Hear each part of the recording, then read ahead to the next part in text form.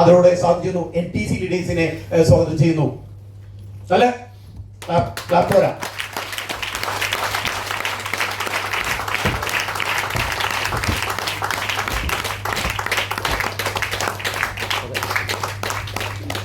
അടുത്ത റാങ്കുകാരെ വിളിച്ചാൽ നമുക്കിവിടെ രീതിയിൽ നിൽക്കാൻ പറ്റില്ല. അപ്പൊ നമുക്ക് ഇത്രയും ആളുകളാണ്.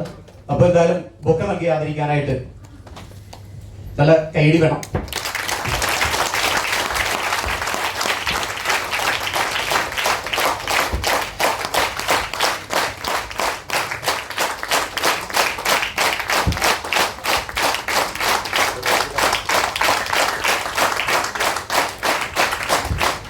സ്വാഗതം നൽകി ആദരിക്കാം ലീഡേഴ്സ് ഒരിക്കൽ കൂടി. കൈഡി കൈഡി.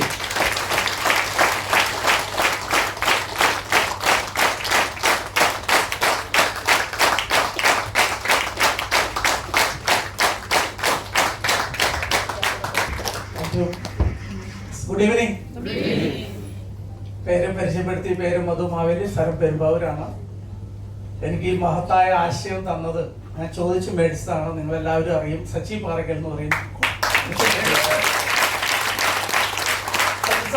അദ്ദേഹത്തിന്റെ സുഹൃത്തുക്കളും തൃശ്ശൂര് നല്ല രീതിയിൽ നല്ല വരുമാനം മേടിച്ച് വളരെ അടിപൊളിയായിട്ട് ലൈഫ് സ്റ്റൈൽ എൻജോയ് ചെയ്യണം കണ്ടപ്പോൾ എനിക്ക് തോന്നി അദ്ദേഹമായിട്ട് ഞാൻ ഈ അവസരത്തെ കുറിച്ച് ചോദിച്ച് കുറേ നേരത്തെ സംസാരം ഉണ്ടായിരുന്നു. കാരണം ഒരുപാട് സംശയങ്ങൾ, നിങ്ങൾക്ക് എല്ലാവർക്കും ഉള്ള ഒരുപാട് സംശയങ്ങളൊക്കെ ഉണ്ടായിരുന്നു.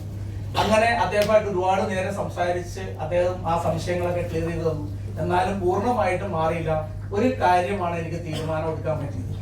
ഒന്ന്, ഇത് 1000 രൂപ കൊടുത്താൽ, എന്നോട് പറഞ്ഞ 1000 രൂപ കൊടുത്താൽ 1300 മുതൽ 1400 ഉൽപ്പന്നം കിട്ടുന്നത്. 10,000 കൊടുത്താൽ 13 മുതൽ 14 ഉൽപ്പന്നം കിട്ടുന്നത്. അപ്പൊ പിന്നെ എന്ത് കിട്ടുന്നു ചോദിച്ചു. ഇത് ഉപയോഗിച്ചാൽ ആരോഗ്യം കിട്ടും, നല്ല പ്രൊഡക്റ്റാണ്. അപ്പൊ ഞാൻ ചോദിച്ചു, ഇത് ഉപയോഗിച്ചില്ലെങ്കിലോ എന്ന് ചോദിച്ചു. ഉപയോഗിച്ചില്ലെങ്കിൽ കാലാവധി കഴിയുമ്പോൾ എടുത്ത് കാട്ടിക്കളയാം. നമുക്ക് അങ്ങനെയല്ലേ, നമ്മൾ സൂപ്പർ മാർക്കറ്റിൽ നിന്ന് സാധനങ്ങളൊക്കെ മേടിച്ച് കാലാവധി കഴിഞ്ഞ് എന്ത് ചെയ്യണം? ഉപയോഗിച്ചില്ലെങ്കിൽ പ്രത്യേകിച്ചൊന്നുമില്ല. അടുത്തൊരു ഞാൻ ചോദിച്ചു, ഇത് ഞാൻ ചെയ്തില്ലെങ്കിലോ എന്ന് ചോദിച്ചു. ചെയ്തില്ലെങ്കിൽ ഒന്നും കിട്ടില്ല, നഷ്ടമില്ല, സാധനം കിട്ടിയിട്ടുണ്ട്. ചെയ്താലോ എന്ന് ചോദിച്ചു. ചെയ്താൽ കമ്പനി പോലെ വരുമാനം വരുന്നു. തോന്നി ചെയ്യുന്നതുകൊണ്ട് നഷ്ടമൊന്നുമില്ല, ചെയ്യാതിരുന്നാൽ ചിലപ്പോൾ ഒരു നഷ്ടം സംഭവിച്ചാലോ. അങ്ങനെയാണ് ഈ ബിസിനസ്സിലേക്ക് ഞാൻ വരുന്നത്. എനിക്ക് എന്റെ സ്വദേശം പെരുമ്പാവൂരാന്ന് പറഞ്ഞു. എനിക്ക് വൈഫ് 2 മക്കളാണ്. മകൻ LLB കഴിഞ്ഞപ്പോൾ വക്കീലാണ്, കൊച്ചി തന്നെ, എറണാകുളത്ത് തന്നെ ഹൈക്കോടതിയിലുണ്ട്. മകള് +2 പഠിച്ചുകൊണ്ടിരിക്കുകയാണ്, എക്സാം നടന്നുകൊണ്ടിരിക്കുകയാണ്.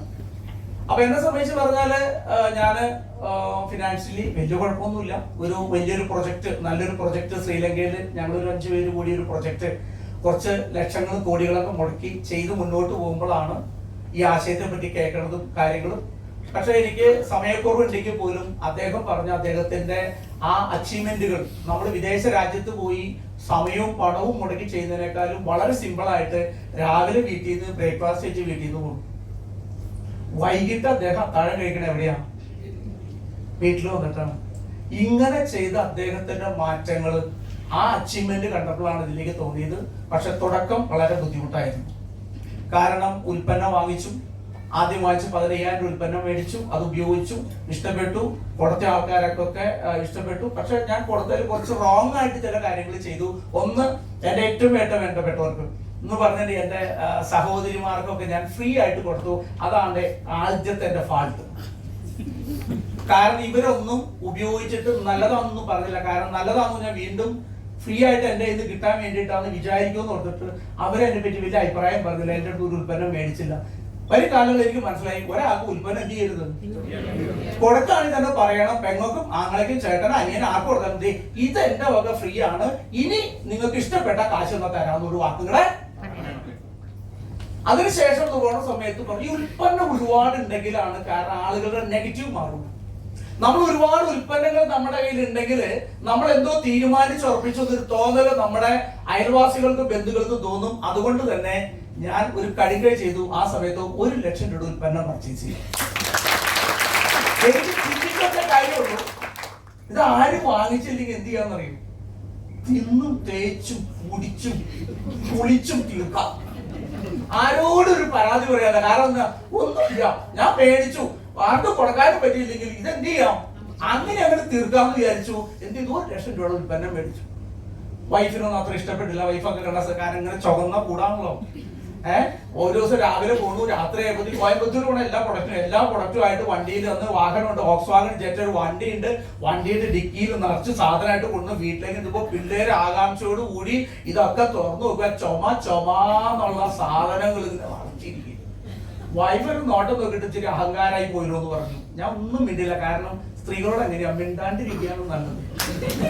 എന്റെ ഒരു സുഹൃത്തിന്റെ ഒരു പള്ളിയിലച്ഛനുണ്ട്. ഈ പള്ളിയിലച്ഛന്റെ അടുത്ത് ഇടയ്ക്ക് ഞാൻ ഇങ്ങനെ പോണ സമയത്ത് ആൾ ഈ കൗൺസിലിങ്ങും കാര്യങ്ങളും നടത്തുന്ന ആളാണ്. അതുപോലെ തന്നെ അദ്ദേഹം ക്ലാസ്സുകൾ നടത്തും, പ്രീ മാരേജ് കോഴ്സ് നടത്തും. അദ്ദേഹം പറഞ്ഞ കേട്ടിട്ട് എന്നാന്ന് പറയുമ്പോൾ, നല്ല വിവാഹ ജീവിതം ഉണ്ടാണെങ്കിൽ ഊമയാവണം, ബദിരനാവണം, അന്ധനാവണം എന്ന് പറയുന്നത്. അപ്പൊ എനിക്ക് മനസ്സിലായി ഈ മനുഷ്യൻ പറഞ്ഞ കറക്റ്റ് ആണ്. അച്ഛനെ സൂചിച്ചുകൊണ്ട് ഞാൻ ഊമയായി, ഒന്നും മിണ്ടില്ല. അങ്ങനെ ഇരുന്നു. പിറ്റേ ദിവസം രാവിലെ 12,000 രൂപ വില കൊടുത്ത് ഒരു അലമാരി എന്റെ വീട്ടിലേക്ക് വരികയാണ്. ഒരു ഓട്ടോറിക്ഷ വന്നു. വൈഫ് നോക്കിയപ്പോ അലമാരി. അപ്പൊ എല്ലാവരും വെച്ച് തുണിയൊക്കെ ഇനി വയ്ക്കാലോ എന്ന് ഓർത്തു. തുണി വയ്ക്കാനല്ലായിരുന്നു, പ്രൊഡക്റ്റ് വയ്ക്കാനാണ്. അത് അടുത്ത പ്രശ്നമായി. പക്ഷെ ഇത് കഴിഞ്ഞ് ഞാൻ എന്റെ സുഹൃത്തുക്കളും ബന്ധുക്കളൊക്കെ ഈ സാധനം കാണിച്ചു കൊടുത്തു. ഉൽപ്പന്നം മേടിക്കാൻ ആരോടെങ്കിലും പറഞ്ഞ് ആര് കാണാമെന്ന് ഞാൻ ഈ വാതിൽ അത് ഉണ്ടോന്ന് നോക്കട്ടെ വാന്ന് പറഞ്ഞ് വിളിച്ച് ഈ സാധനം തുറക്കും. ഒരു ആയുർവേദത്തിന്റെ ഒരു മണം അങ്ങോട്ട് വരും. അപ്പൊ ഒരു നല്ല മണമുള്ളൂ എന്ന് പറയും. നോക്കുമ്പോ നിറച്ച് സാധനം. ഞാൻ മേടിച്ച 1 ലക്ഷമാണ്. പക്ഷെ എന്റെ നാട്ടുകാരൊക്കെ പറഞ്ഞു അവൻ 3-4-5 ലക്ഷം രൂപയുടെ സാധനം മേടിച്ച് പശുക്കൾ. കാലി പാക്കറ്റൊക്കെ ഞാൻ കട്ടിന്റെ അടിയിലിട്ടതിന് ശേഷം എന്ത് ചെയ്യുന്നുണ്ടെങ്കിൽ അപ്പൊ ഇത്ര ഉള്ളത് അടിയിലിട്ടുണ്ട്. സത്യം പറഞ്ഞാൽ അതായിരുന്നു ഒരു മോട്ടിവേഷൻ ആൾക്കാർക്ക്. ഞാൻ